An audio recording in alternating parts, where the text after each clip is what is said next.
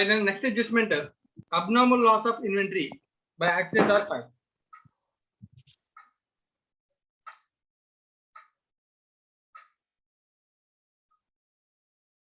Loss by fire. మా బావని loss by fire నా సో ఫైర్ జరిగి మన ఆర్గనైజేషన్ లో ఉన్నటువంటి ఇన్వెంటరీ లాస్ అయిపోయింది. Okay sir. సో ఇది రెగ్యులర్ గా జరిగే లాస్ కాదన్న. సో అందుకే దీని అంటాం అబ్నార్మల్ అంటాం. Okay sir. రైట్ నా? Yes sir. రైట్. దీన్ని అర్థం చేసుకోవడానికన్నా ముందు సో బేసిక్ గా మన గోడౌన్ లో ఉన్న ఇన్వెంటరీ మన అకౌంట్స్ లో ఉండే నేమ్ ఏంటన్నా? మన గోడౌన్ లో ఉన్న ఇన్వెంటరీకి అకౌంట్స్ లో ఉండే నేమ్ అకౌంట్స్ లో గూడ్స్ పర్చేస్ చేసామనుకున్నాను. Purchases book. ఏమని రాస్తాం? Purchases book sir. పర్చేస్ అని రాస్తాం అంతే కదా? Yes sir. ఇప్పుడు ఈ పర్చేస్ నా గోడౌన్ లో ఉన్నాయి, గూడ్స్ ఉన్నాయి, దానిలో కొన్ని సేల్ అయిపోయి ఉంటాయి, మిగిలిన అలాగే ఉంటాయి కదా? Yes sir. ఇప్పుడు అవి ఫైర్ జరిగి లాస్ అయ్యాను. Okay sir. Right and so మరి అలాంటప్పుడు ఆ లాస్ కి ఇప్పుడు లాస్ అనేది ఏంటన్నా? డెబిట్ కదా? Yes sir. Loss by fire account debit to goods purchase లో డెబిట్ ఉన్నాయి, అవి క్యాన్సిల్ అయిపోవాలంటే ఏం చేయాలి? క్రెడిట్ చేయాలి సార్. క్రెడిట్ చేయాలి. Purchase account. Right. So entry is loss by fire account debit to purchase. Yes sir. So కొంతమంది loss by fire బదులు ఏమని రాస్తారని wording? Abnormal loss. Right. Abnormal loss account debit అని కూడా రాయొచ్చు, ఎలాగైనా డెబిట్ చేయొచ్చు. Okay sir. So loss by fire account or abnormal loss account debit to purchase. Right నా? Okay sir. రైట్. సో దీని అర్థం ఏంటంటే ఫస్ట్ ఆఫ్ ఆల్ ఈ ఎంట్రీ రాయడం వల్ల నా దగ్గర ఉన్న గోడౌన్ లో ఉన్నటువంటి గూడ్స్ ని తగ్గించి నేను లాస్ అకౌంట్ కి ట్రాన్స్ఫర్ చేశాను. Yes sir. ఈ లాస్ ఎవరు బేర్ చేయాలన్నా? కంపెనీ ఆర్గనైజేషన్ బేర్ చేయాలన్నా. Yes sir. So organisation bear చేయాలంటే ఏ లాస్ అయినా ఆర్గనైజేషన్ బేర్ చేయాలంటే నేను ఎక్కడ పంపించాలి?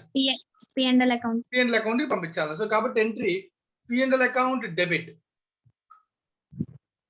To loss by normal loss. Okay sir.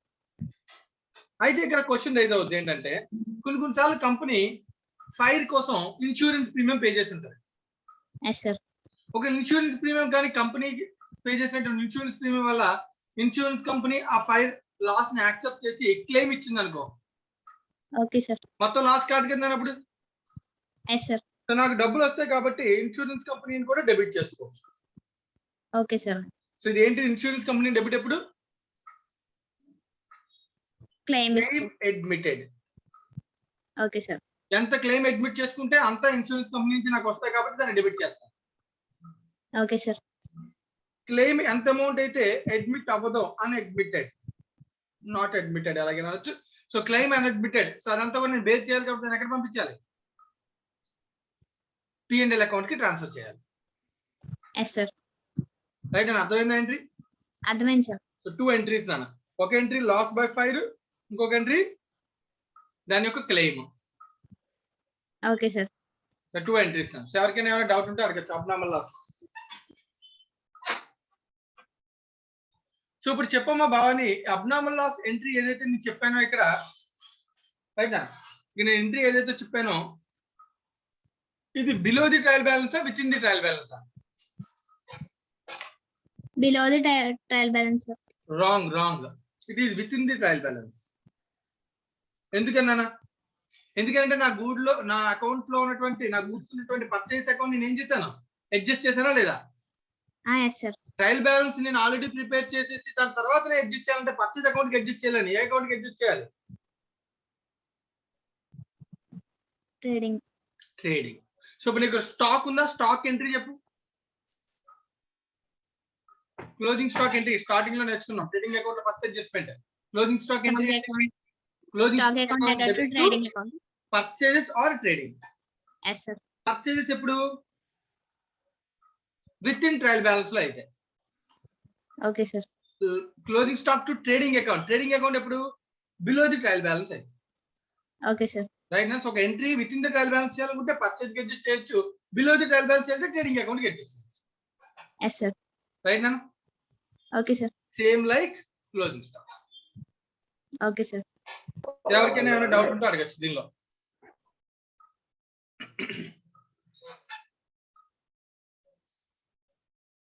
So next adjustments, goods sent on approval basis.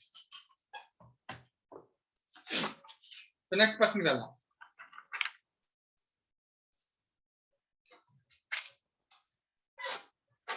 Karthik. Sir. So Karthik, next adjustment, goods sent on approval basis. Okay sir. Right, ఇది ఒక chapter ఉందన్న special transactions లో మళ్ళీ ఇంకొంచెం detail గా తర్వాత discuss చేద్దాం. దానికన్నా ముందు నేను already sent on approval concept కొంచెం చెప్పాను, ఈవెన్ రెక్టిఫికేషన్ ఆఫ్ ఎర్రర్స్ కూడా చెప్పాను. Yes sir. So what is the meaning of goods sent on approval basis అంటే? అంటే కస్టమర్స్ కి కొంచెం ముందు పంపిస్తాం సార్.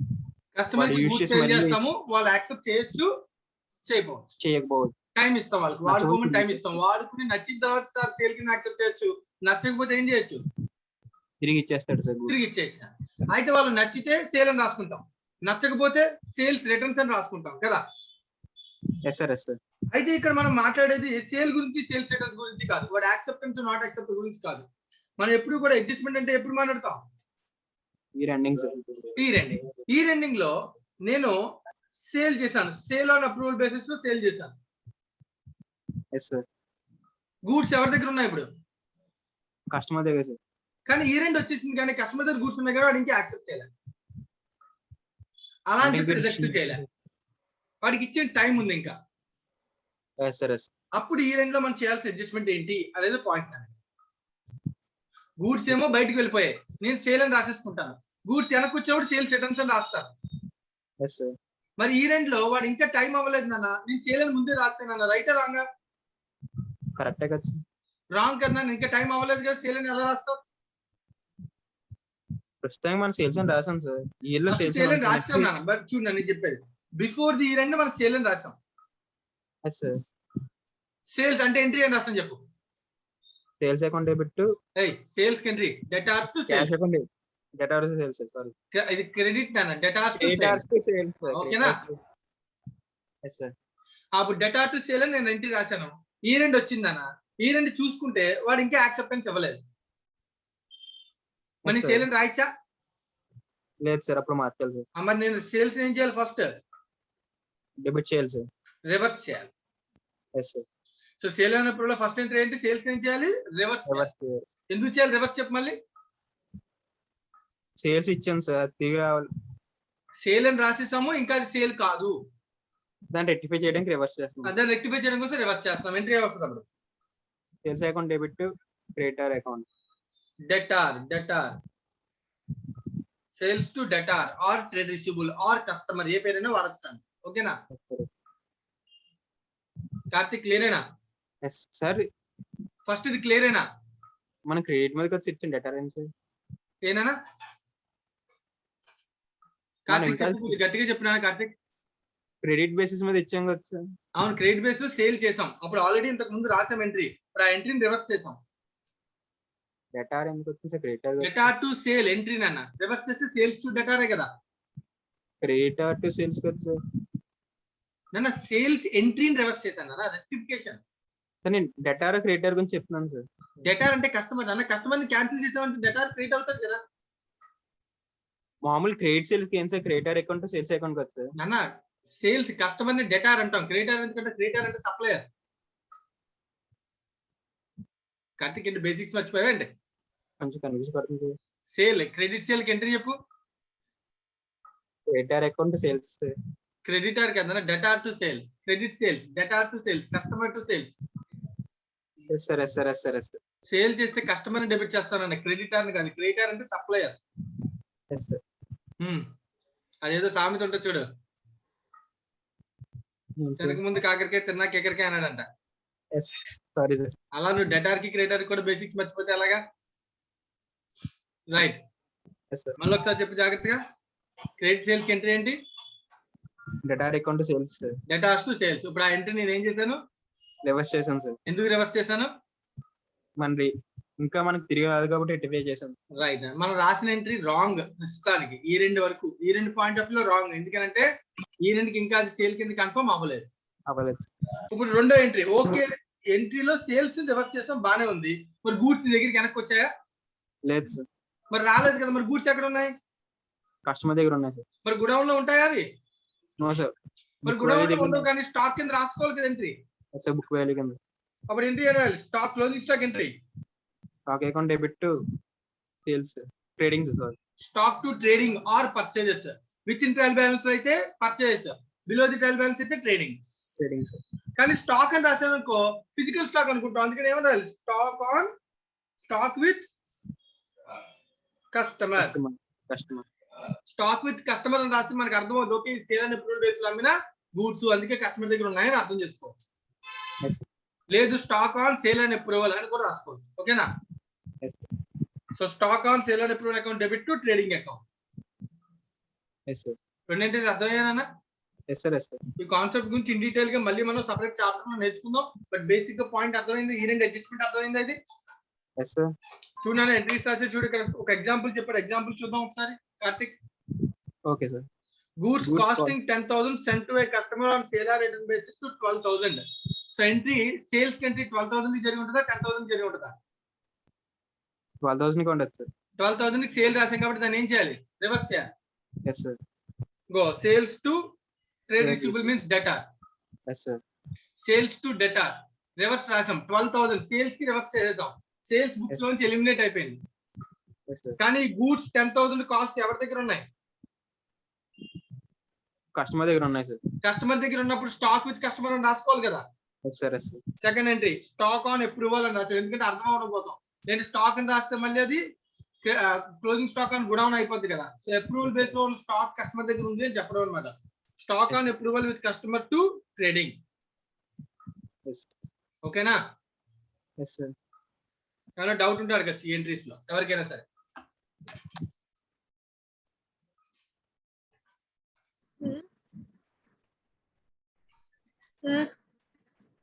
చెప్పమ్మా, ఎవరమ్మా? మహాలక్ష్మి సార్. చెప్పమ్మా పూర్ణ మహాలక్ష్మి. 12,000 ఎందుకు వేయలేదు సార్ సెకండ్ ఎంట్రీలో? Second, stock is always recorded at what is the value? What is the formula for stock? Stock is valued at cost value. cost or NRV, whichever is lower. lower. ఇప్పుడు 12,000 ఏమో NRV, cost 10,000, whichever is lower అంటే cost value lower. 10,000. So అందుకే అది record చేస్తాం. Okay sir. Stock is always valued at cost none. Okay sir. ఓకేనా? Right. Next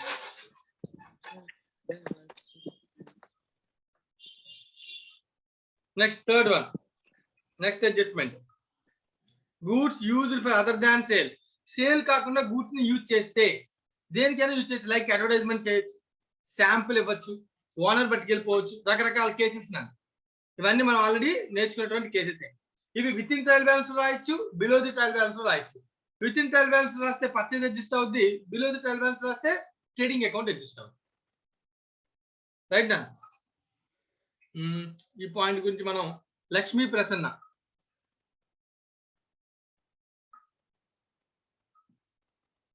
Abhiram. Sir Abhiram జాగ్రత్తగా విను. Goods used other than sale అంటే అర్థం సేల్ కాకుండా అదే చెప్పారు కదా. బిజినెస్ సేల్ కాకుండా ఎలాగైనా యూజ్ చేసుకోవచ్చు కదా గూడ్స్ ని. Yes sir. For example owner పట్టుకెళ్ళాడు అనుకుందాను. ఓనర్ వాడి అవసరం కోసం, పర్సనల్ ఇంట్లో అవసరం కోసం గూడ్స్ పట్టుకెళ్ళిపోయాడు బిజినెస్ లో నుంచి. For example owner business pens అన్న, పెన్ సేల్, పెన్స్ అవసరమే, పెన్ ఇంటికి పట్టుకెళ్ళిపోయాడు. Yes sir. డబ్బులు ఇచ్చి పట్టుకెళ్తాడా ఏంటి? Flat sir. అప్పుడు ఎంట్రీ అని రాస్తాం. Drawings account debit purchase. అంతేనా? ఇదిగో entry. When goods are used by the proprietor. Yes sir. Owner ఈ పెన్స్ ని అడ్వర్టైజ్మెంట్ కోసం ఎవరికో ఇచ్చాడు నాన్న. లైక్ శాంపుల్ కింద ఫ్రీగా ఒక్కొక్క షాప్ లో ఒక్కొక్క పెన్ ఇచ్చాడు. మా పెన్ వాడి చూడండి, నచ్చితే కొనుక్కొని ఫ్రీగా ఇచ్చాడు. అప్పుడు ఏమవుతుంది? Advertisement debit to purchases. అదే ఓనర్ ఈ గూడ్స్ ని డొనేషన్, ఒక అనాథాశ్రమంకి వెళ్ళి డొనేషన్ ఇచ్చాడు. అందరు పిల్లలందరికీ కూడా పెన్స్ ఫ్రీగా పంచాడు. Donation account debit to purchases. Right అన్న? అది సేల్ గా, అదేమి అడ్వర్టైజ్మెంట్ కాదన్న, ఫ్రీగా మనం డొనేట్ చేసాం. So donation expenditure to purchase. అర్థమవుతుందా? Yes sir. ఇవన్నీ విత్ ఇన్ ట్రయల్ బ్యాలెన్స్ లో రాస్తాయి. ఒకవేళ ఇదే ఎంట్రీని బిలో ది ట్రయల్ బ్యాలెన్స్ ఇస్తే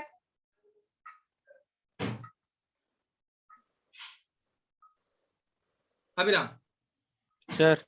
ఒకవేళ ఇదే drawings owner below the trial balance అంటే బుక్స్ అన్ని ప్రిపేర్ అయిపోయి ట్రయల్ బ్యాలెన్స్ ప్రిపేర్ అయిపోయిన తర్వాత తీసుకెళ్ళాడు గూడ్స్. అప్పుడు ఎంట్రీ ఏం రాస్తాం? Adjustment below the trial balance చెప్పినప్పుడు ఎంట్రీ ఏం రాస్తాం? Drawing drawings account debit to account debit purchase. Trading or purchase. Drawing account debit to trading account. Trading. Yes sir. Trading below the trial balance అయితే purchase account adjust అవుతుంది, ఏమవుతుంది? Trading. Trading account. అర్థమవుతుందా? Yes sir. Right.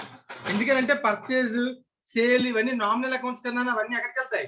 Trading account. Trading account. Trading account direct గా adjust చేసేయచ్చు. అదే within Yes, sir. Trial balance అయితే purchase Purchase account చేస్తాం. Adjust చేయొచ్చు. ఓకేనా? Yes sir. చూడు ఇంకా చెప్తున్నారు చూడు. when goods are used for construction of the building, but building construction లో వాడుకున్నాడు అంటున్నాను. Material building account cement material manufacture ఏమో సిమెంట్ సేల్ చేస్తుంటాడు, ఆ సిమెంట్ వాడు ఓన్ బిల్డింగ్ కన్స్ట్రక్షన్ కోసం వాడేసుకున్నాడు. Entry building account debit purchase చేశారు. అంతే కదా? Building account debit purchase. Building అనే కాస్ట్ పెరుగుతుంది, టూ డబ్బులు ఖర్చు పెట్టలే, నా దగ్గర గూడ్స్ వాడారంటే పర్చేస్ ని క్రియేట్ చేస్తాను. ఓకేనా? Yes sir. Right. So these are the adjustments relating to goods used other than sale. For sale. Thank you Abhiram. Sir చెప్పమ్మా. ఇప్పుడు పేరు చెప్పాను, పేరు చెప్పు. ఎవరమ్మా? నిత్య సార్. నిత్య చెప్పాను. బిల్డింగ్ ప్లాంట్ అండ్ మిషనరీ అదే ప్లాంట్ అండ్ మిషన్ బిల్డింగ్ ఉంది కదా సార్? అవును, బిల్డింగ్ ఎక్కడ? ఈ పాయింట్. Yes sir. తను సొంత అంటే ఓన్ ప్రాపర్టీ కొనుక్కొని కంపెనీ నుంచి గూడ్స్ తీసుకెళ్లిపోయినా కూడా రాయొచ్చు కదా sir same entry? Own property అంటే బిజినెస్ కోసం కాదనుకో, బిల్డింగ్ అని ఎందుకు రాస్తాం? డ్రాయింగ్స్ అని రాస్తాం. Okay sir. మరి వాడు ఓన్ కాకపోతే అంటే బిజినెస్ కోసం అయితేనే కదా. బిజినెస్ బుక్స్ లో మనం బిజినెస్ కి సంబంధించిన అసెట్ అయితే అసెట్ అని రాస్తాం, బిజినెస్ కి సంబంధం లేని అసెట్ అయితే కూడా అసెట్ అని రాస్తాం మన బుక్స్ లో. రాయం సార్. అప్పుడు డ్రాయింగ్స్ అని రాయాలి. Okay sir. Thank you. Right. Next, commission based on profits. Most important concept మన ఎగ్జామినేషన్ పాయింట్ ఆఫ్ వ్యూలో వచ్చే అవకాశం ఉండొచ్చు. ఇక్కడ 2 సెంటెన్సెస్ ఉన్నాయి, ఒకసారి జాగ్రత్తగా దీన్ని అబ్జర్వ్ చేద్దాం. సో దానికన్నా ముందు దీనికి ఎంట్రీ నేను చెప్తాను. ఎంట్రీ తర్వాత మనం దీని క్యాలిక్యులేషన్ గురించి డిస్కస్ చేద్దాం.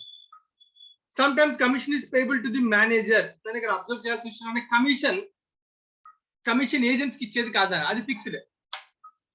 మేనేజర్ కి కమిషన్ అనేది జాగ్రత్తగా అబ్జర్వ్ చేయాలి. Some times commission is payable to the manager based on net profits. So ఈ కమిషన్ అనేది దేని మీద ఆధారపడి ఉంటుంది? Profits. In such case the calculation is follows. ఈ క్యాలిక్యులేషన్ గురించి మళ్ళీ డిస్కస్ చేద్దాం. సో ఒక పర్సన్ పిలుస్తాను, Amit Kumar.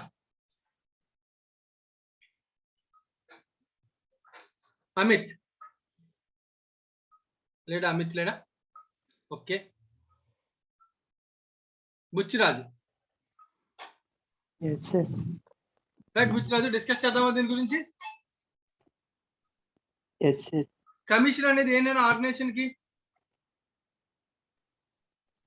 Income commission paid. ఇది కమిషన్ పేయబుల్ టు మేనేజర్. ఒక సెంటెన్స్ చెప్పారు స్టార్టింగ్ లో. Commission is an expenditure. 2 commission expenditure కదా. 2 ఎవరికి పే చేయాలని? Commission manager. Commission account debit to manager. లేదు నా బుక్స్ లో మేనేజర్ అని రాసుకో బదులు పేయబుల్, అవుట్ స్టాండింగ్ కమిషన్ అని కూడా రాసుకుంటాం. మన ఆర్గనైజేషన్ ఇంటర్నల్ పర్సనల్ అయితే కనుక అవుట్ స్టాండింగ్ అని రాస్తావా లేదా? Salary outstanding entry. Salaries account debit to outstanding salaries account. Commission outstanding entry. Commission account debit to outstanding commission. ఈ కమిషన్ ఎక్కడ క్లోజ్ చేయాలి? P&L sir. P&L to commission. ఓకేనా? Commission. Yes sir. లేదు sir నేను outstanding వద్దు payment చేస్తాను, to bank అని కూడా రాసుకోవచ్చు. Okay sir. So commission entry commission to outstanding or bank. Closing entry P&L to commission. P&L to commission. ఈ entries రెండిట్లో ఏమైనా డౌట్ ఉందా? No sir. సో ఇక్కడ ప్రాబ్లం ఏంటంటే క్యాలిక్యులేషన్. ఎగ్జాంపుల్ చెప్తాను, జాగ్రత్తగా కాన్సన్ట్రేట్ చేయి. బుచ్చిరాజు, క్యాలిక్యులేటర్ దగ్గర పెట్టుకో. Okay sir. నేను అడిగిన దాన్ని జాగ్రత్తగా ఆలోచించి సమాధానం చెప్పి నువ్వు నాకు చెప్పాలి. Right?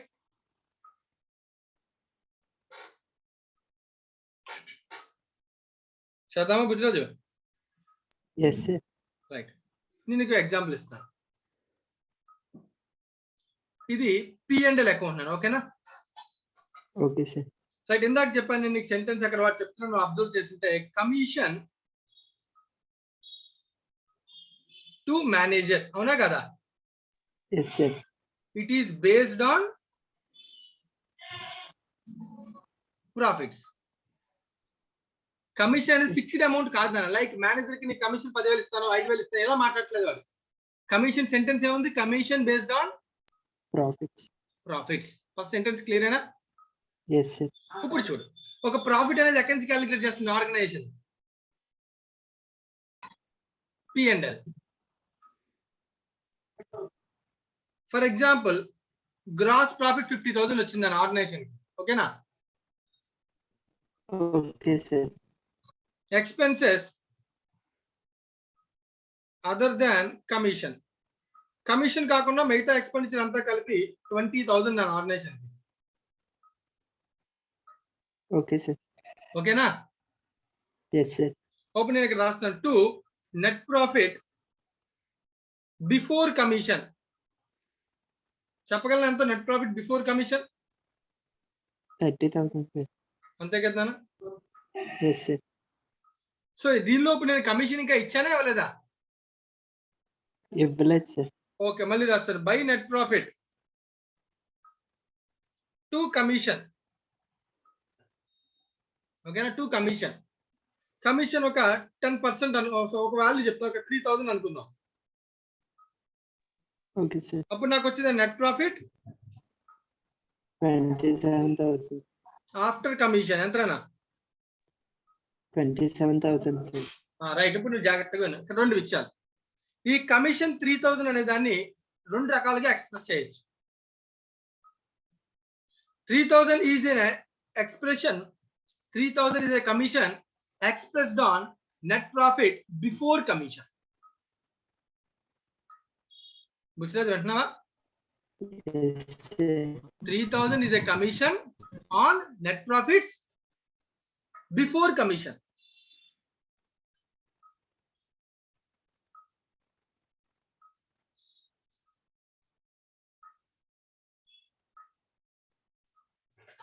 On net profits after commission. ఇప్పుడు 3,000 అనే అమౌంట్ ని ఎక్స్ప్రెస్ చేస్తాను చూడు. బిఫోర్ కమిషన్ ఎంత నా దగ్గర profit? 30,000 sir. So 3,000 out of 30,000 into 100 అంటే ఎంత పర్సెంట్ అనేది? 10%. రైట్ అన్న. అంటే ఇప్పుడు ఈ 10% కి ఎక్స్ప్రెషన్ ఎలా చెప్పాలి నేను? కమిషన్ 3,000 ఎలా ఎక్స్ప్రెస్ చేస్తాను? 10% on net profits before commission. On net profit before commission. So commission 10% on net profit before commission express చేస్తే ఎలాగా? ఒకవేళ ఆఫ్టర్ కమిషన్ అయితే ఎలా ఎక్స్ప్రెస్ చేస్తాను?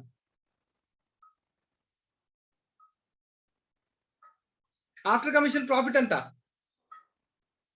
27,000 సార్. సో 27,000 3,000 27 మీద అయితే ఎంత పర్సెంట్ అని చెప్పచ్చు. అర్థమవుతుంది నేను చెప్తున్నాను? That equals 11.11%. Yes sir. Buchiraju అర్థమైందా పాయింట్? అర్థమైంది సార్. రైట్, ఒకసారి జాగ్రత్తగా విను. So commission to manage is expressed in two ways. It is based on profits. If it is based on profits, it is expressed in two ways. One, on net profits before commission, on net profit after commission. So net profit before commission అయితే దేని మీద calculate చేయాలి? 10% నే. Before net ఆ amount ఎంత? Question లో example లో 30,000 sir. 30,000. So అంటే నేను 10% అలాంటి 30,000 మీద అయితే అప్లై చేయాలి 10%. అదే non net profit after Yes, sir. Commission అయితే 11.11% దేని మీద అప్లై చేయాలి? 27,000 పైన సార్. 27,000 మీద అప్లై చేయాలి. అప్పుడే 3,000 అమౌంట్ వస్తుంది కదా. Yes sir. సో క్వశ్చన్ లో కొన్ని కొన్నిసార్లు ఇది చెప్తాడు, క్వశ్చన్ లో కొన్ని కొన్నిసార్లు ఇది చెప్తాడు. ఓకే. ఓకేనా? ఇప్పుడు నేను క్వశ్చన్ అడుగుతాను, జాగ్రత్తగా అర్థం. నీకు దీనిలో అర్థమైతే అంత కనుక నేను క్వశ్చన్ అడుగుతాను. గుర్తురాసి నా క్వశ్చన్ లో ఇచ్చిన డేటా నన్ను ఎగ్జాంపుల్ జాగ్రత్తగా నెట్ ప్రాఫిట్ బిఫోర్ కమిషన్ 10,000 అన్న. Commission 10% on net profit before commission. So commission ఎంత? ఇది క్వశ్చన్ అన్న. చెప్పగలవా?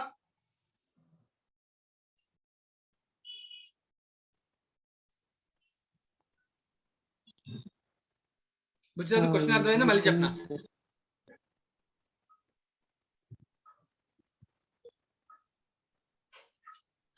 వాయిస్ రావట్లేదు, మ్యూట్ చేశాను. సార్ వాయిస్ వస్తుందా? Yes sir. రైట్, చెప్పు మరి. అయితే మళ్ళీ చెప్పండి సార్. క్వశ్చన్, మన క్వశ్చన్ లో ఇచ్చిన data net profit before commission ఎంత? 10,000 సార్. కమిషన్ ఎంత అని చెప్తానంటే 10% on net profit before commission. So commission ఎంత అని క్వశ్చన్ అడిగాడు. 1,000 సార్. 10,000 మీద 10% అప్లై చేయొచ్చా లేదా? చేయొచ్చు సార్. నా ఆన్సర్ ఎంత అన్నప్పుడు 1,000. ఓకే, ఇప్పుడు ఇంకో example. Net profit before commission 10,000 అన్న. Yes. Commission 10% on net profit after commission అన్న. కమిషన్ ఎంత అని క్వశ్చన్ అడిగాడు అన్న. ఆన్సర్ 10,000 మీద నేను అప్లై చేయగలనా 10% ని? No sir. లేదు. దీనికి ఆల్రెడీ ఇన్వెంటరీ చాప్టర్ లో కూడా చెప్పా. ఆఫ్టర్ కమిషన్ నెట్ ప్రాఫిట్ అంటే 10% అంటే 10% ఆన్ ఆఫ్టర్ కమిషన్ అంటే కింద ఉన్నది ఏంటంటే ఆఫ్టర్ కమిషన్. మరి బిఫోర్ కమిషన్ మీద అప్లై చేయాలంటే ఏం చేయాలి?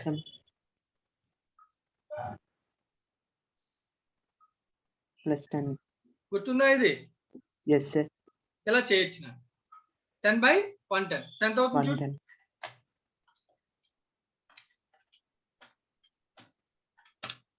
909 కమిషన్. Yes sir. సో వాడు ఇచ్చిన 10% on net profit after commission. So before commission మీద అప్లై చేయాలంటే ఫర్ ఎగ్జాంపుల్ చూడు, ఇది కాస్ట్ అనుకో, వీడు చెప్పింది సేల్ అనుకో. సో డివిజన్ లో ఉన్న 100 సేల్, కాస్ట్ కావాలంటే 110 19 అన్న. 110 కాదు. బుచ్చిరాజు అసలు నువ్వు ఆలోచిస్తున్నావా? అర్థం కాలేదు. రైట్, నీకు అర్థం కాలేదు. ఈ కాన్సెప్ట్ నేను ఆల్రెడీ ఇన్వెంటరీ చాప్టర్ లో చెప్పాను. మళ్ళీ అప్లికేషన్ అడుగుతుంటే అర్థం కాలేదన్న చూడు మరి. సో ఒకసారి చిన్న ఎగ్జాంపుల్ చెప్తాను, జాగ్రత్తగా వింటావా? Okay sir. Net profit before commission 1,000 rupees అనుకో. Yes sir. వాడు ఇచ్చిన ఎగ్జాంపుల్ తీసుకుందాం. 10,000 అనుకో. Okay sir. ఓకేనా? Okay sir. ఇప్పుడు నేను కమిషన్ దేని మీద క్యాలిక్యులేట్ చేయాలి? సెంటెన్స్ చూడు, చదువు sentence. 10% on net profit after commission. After commission కదా. సో ఇప్పుడు నాకు కమిషన్ మైనస్ చేసాక వస్తుందా లేదా after commission? Yes sir. Commission నాకు తెలుసా? తెలియదు సార్. తెలియదు నాన్న. సో తర్వాత వచ్చేది ఏంటంటే net profit after commission. Commission ఇది తెలుస్తుంది అప్పుడు నాకు. తెలుసు sir. Net profit after commission ఎలా తెలుస్తుంది? కమిషన్ తెలియకుండా తెలుస్తుందా? నెట్ ప్రాఫిట్ ఆఫ్టర్ తెలియదు సార్. మళ్ళీ కొంచెం గట్టిగా చెప్పిన, నీ వాయిస్ రావట్లేదు. ఆఫ్టర్ కమిషన్ తెలియదు సార్. నెట్ ప్రాఫిట్ తెలియదు కదా. So let us assume it is x. Okay sir. Commission 10% on x అంటే ఎంత?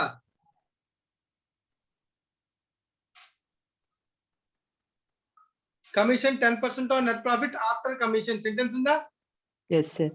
So net profit after commission ఎంత? x అనుకున్నారా లేదా? ఎక్స్ అనుకున్నాను సార్. ఆ x మీద పర్సెంటేజ్ 10% అంటే ఎంత? 0.1x కదా. 0.1x sir. ఇప్పుడు ఈ 10,000 నుంచి తీస్తే x రావాలి కదా నాన్న. రావాలి sir. 10,000 minus 0.1x equals to x నాన్న. Yes sir. So 10,000 equals to x plus 0.1x. 1.1x నాన్న. 1.1x. క్యాలిక్యులేట్ చేద్దాం. ఓకేనా? Reverse working. So x equals to 10,000 by 1.1 నాన్న. Yes sir.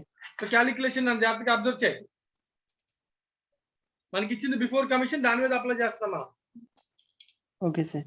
సో దీన్ని సపరేట్ చేస్తాను చూడు 10,000 సపరేట్ చేస్తే 1/1.1 అనొచ్చా? అనొచ్చు సార్. చూడు జాగ్రత్తగా 10,000 ఇంటూ 1/1.1 అంటే ఎలా వస్తుంది నాన్న? 1 అంటే పైన కింద జీరో చేద్దాం 10/110. 10/11. ఇందాక క్యాలిక్యులేట్ చేసింది అదే కదా 110. 90 కాదు 110 ఎస్ సార్. రైట్ 909. సో ఇప్పుడు ఈ క్యాలిక్యులేషన్ ఎంత వచ్చింది చూడు. ఎక్స్ అంటే ఏంటి? Net profit. Net profit after commissions. So ఒక్క నిమిషం 10/11 కదా ఇది 10/11 అని పైన కింద 10 తో మల్టిప్లై చేసి 10/11 11 సార్. ఓకేనా? Okay sir. సో ఎంత అవుతుందన్న 10,000 ఇంటూ 10/11 9090.90. Yes sir. 9090.90 ఏంటన్నది? ఎక్స్ అంటే ఏంటి? Net profit after commission. అప్పుడు దీన్ని తీసుకెళ్ళి డైరెక్ట్ గా దీని మీద అప్లై చేస్తే 9090 ఇంటూ 10% అప్లై చేయొచ్చు కదా ఇప్పుడు. Yes sir. అంటే నా ఆన్సర్ ఎంత? 909.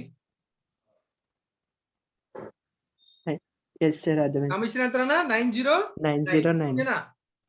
Okay sir. అప్పుడు దీన్ని నేను సింపుల్ గా మనం ఆల్రెడీ నేర్చుకున్నటువంటి కాన్సెప్ట్ చెప్తున్నాను నేను నీకు, గుర్తు తెచ్చుకో. Okay sir. Cost 100. Yes sir. So దీని మీద profit 10 rupees. Yes sir. Sale 110. Yes sir. ఓకేనా? Okay sir. ఈ ప్రాఫిట్ అనేది ఇప్పుడు మన ఇక్కడ పాయింట్ ఆఫ్ వ్యూ, దీన్ని కూడా Yes, sir. సేమ్ ఇలాగే మనం అప్లై చేయొచ్చు. 10 will be expressed on cost, 10 will be expressed on sales. 10/100 expressed on cost. Cost. ఇదే 10/110 is expressed on sale. sales. ఇది కూడా అంతేనా? ఈ ప్లేస్ లో కొంచెం పేరు మార్చుకుంటాం మనం. ఎస్ ఇక్కడ sir. First for example net profit before commission, ఇక్కడ మైనస్ అన్న కమిషన్ -10. అప్పుడు మనకు వచ్చేది ఏంటన్నా?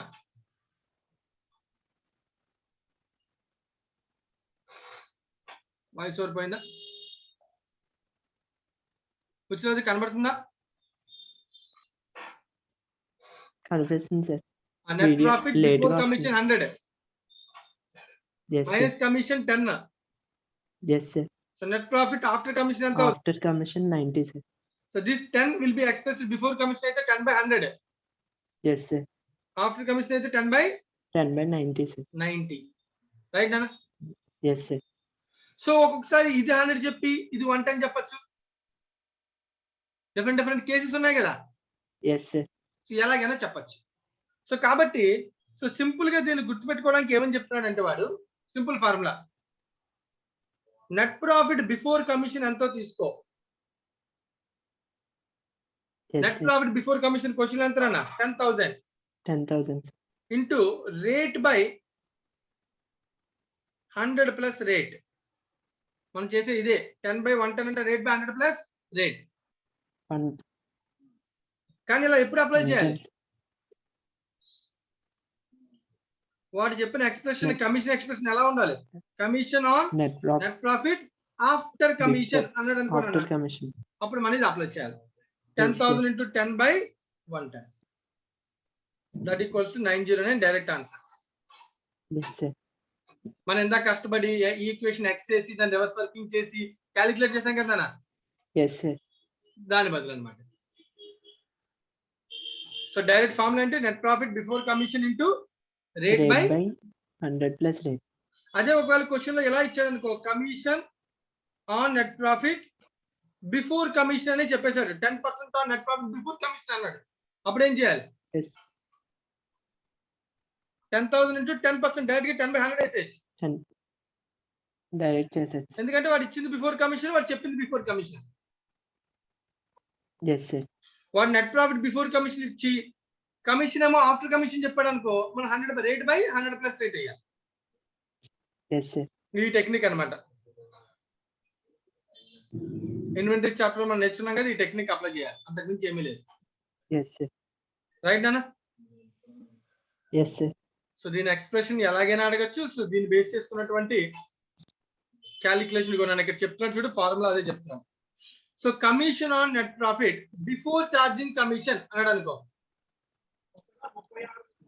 అప్పుడు profit before commission into rate by 100. 100. అదే commission on net profit after charging commission అన్నాడు అనుకో, రెండే కేసులు కదా మన పిఎన్ఎల్ అకౌంట్ లో బిఫోర్ నెట్ ప్రాఫిట్ తీసుకుని కమిషన్ డైరెక్ట్ గా దాని మీద ఎక్స్ప్రెస్ చేయొచ్చు, దాని కింద ఉన్న దాని మీద ఎక్స్ప్రెస్ చేయొచ్చు. Yes sir so profit before commission into rate by 100 plus 100 plus rate of commission. So ఈ రెండు ఫార్ములాస్ లో వాడు ఏం చెప్తారు దాని ప్రకారం మనం ఏం చేయాలి, అప్లై చేయాలి. ఓకేనా? ఎస్ సార్ చూడు ఒక ఎగ్జాంపుల్ చెప్తున్నాడు, ఇక్కడ జాగ్రత్తగా అబ్జర్వ్ చేయి. The net profit before commission is 1 lakh. The manager is entitled by commission 10% on net profit before charging commission అన్నాడు. అంటే ఇప్పుడు నేను 10% దేని మీద అప్లై చేయాలి? 1 lakh పైన సార్ సో 1 lakh మీద డైరెక్ట్ గా 10% అంటే 10/100 అప్లై చేయొచ్చా లేదా? చేయొచ్చు సార్. ఎందుకని? ఎందుకంటే before net profit before charging commission మీద నాకు క్లియర్ గా చెప్పారు కాబట్టి చేయొచ్చు. ఎస్ సార్ అదే ఒకవేళ ఇదే క్వశ్చన్ చూడు, కింద ఇంకో పాయింట్ చెప్తాను చూడు. Let us assume 10% commission is payable on net profit after commission అన్నాడు అనుకో, అప్పుడు 1 lakh మీద డైరెక్ట్ గా 10% అప్లై చేయకూడదు, 110 10/110. So answer is 9091. 9 1 lakh మీద కాబట్టి 9091, మనం 10,000 మీద చేసాం కాబట్టి 909. ఎస్ సార్ పాయింట్ క్లియర్ అయినా? Yes sir this is the net profit. So this is commission on net profit. ఎవరికైనా ఏదైనా డౌట్ ఉంటే అడగచ్చు. సో ఎవరికైనా దీనిలో ఏమైనా డౌట్ ఉంటే అడగచ్చు.